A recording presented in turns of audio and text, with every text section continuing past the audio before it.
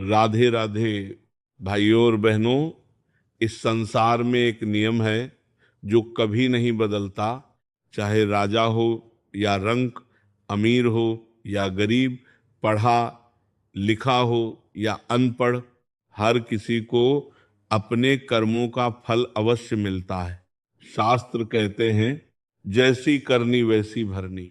आज नहीं तो कल, कल नहीं तो परसों, लेकिन गलत काम का परिणाम जरूर सामने आता है।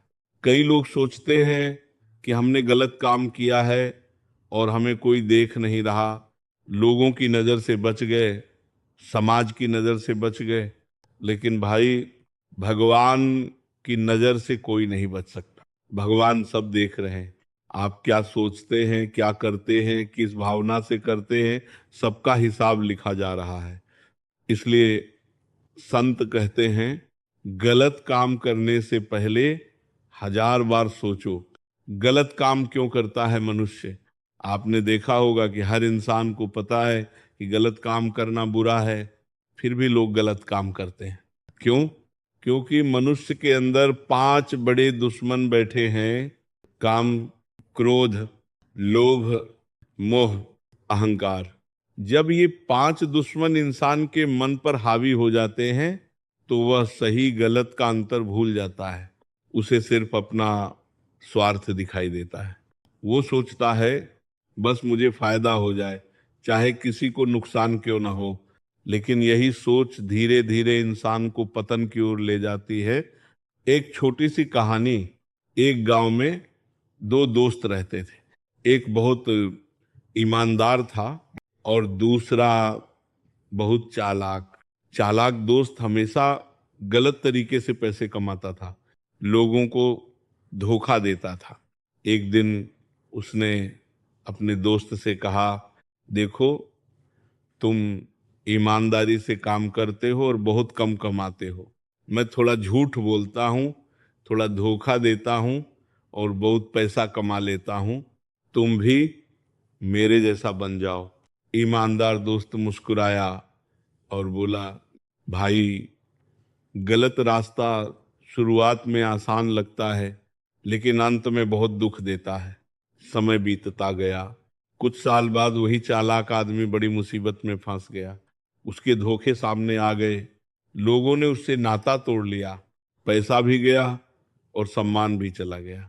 तब उसे समझ आया कि गलत काम से मिली सफलता असली सफलता नहीं होती।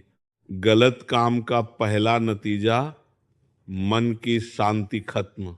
जब इंसान गलत काम करता है तो सबसे पहले उसकी अंतरात्मा परेशान होने लगती है। बाहर से वो खुश दिखेगा लेकिन अंदर से डरता रहेगा।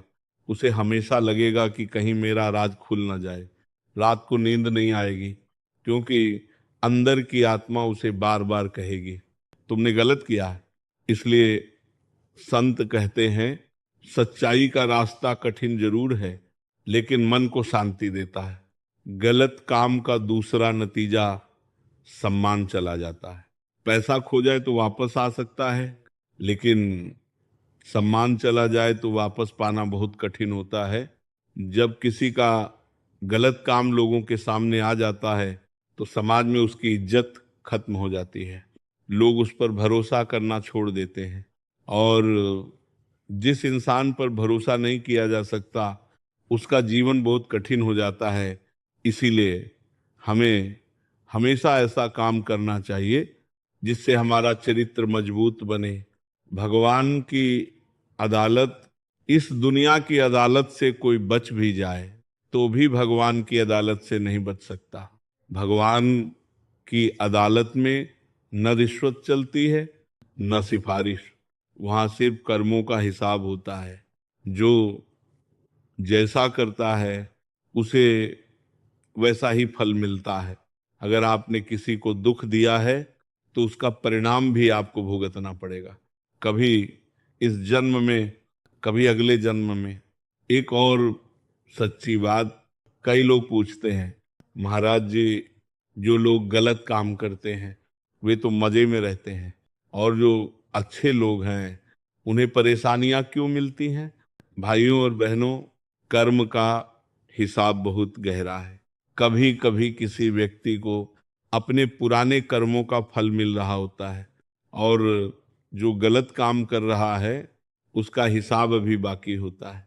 लेकिन याद रखना, कर्म का न्याय देर से हो सकता है पर कभी अंधेर नहीं होता। रावण का उदाहरण, रावण बहुत शक्तिशाली था, उसके पास धन भी था, विद्या भी थी, राज्य भी था, लेकिन उसके अंदर अहंकार और अधर्म था। उसने गलत काम किया और अंत में क्या हुआ, उसका पूरा साम्राज्य खत्म हो गया। ये हमें सिखाता है कि कितना भी बड़ा व्यक्ति क्यों न हो, अगर वह गलत रास्ते पर चल रहा है तो उसका पतन निश्चित है।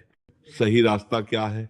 अगर हम गलत काम से बचना चाहते हैं तो हमें 3 चीजें अपनानी होंगी: सच्चाई, ईमानदारी, भगवान का नाम। जब इंसान भगवान को याद करता है तो उसका मन धीरे धीरे शुद्ध होने लगता है, उसकी सोच बदलने लगती है और वह गलत काम से दूर होने लगता है। एक महत्वपूर्ण बात, गलत काम करने से भी बड़ा पाप है किसी का दिल दुखाना, क्योंकि भगवान हर दिल में रहते हैं। जब आप किसी को दुख देते हैं तो भगवान को दुख पहुंचाते हैं। इसलिए हमेशा कोशिश करो कि किसी का भला न कर सको तो कम से कम किसी का बुरा भी मत करो। अंत में जीवन बहुत छोटा है, हम यहाँ हमेशा रहने के लिए नहीं आए हैं, एक दिन सबको जाना है। जब हम इस दुनिया से जाएंगे तो साथ में न पैसा जाएगा, न पद जाएगा, न संपत्ति जाएगी, साथ जाएंगे तो सिर्फ हमारे कर्म। इसलिए ऐसा जीवन जियो कि जाते समय पछतावा न हो और भगवान के सामने सिर उठाकर खड़े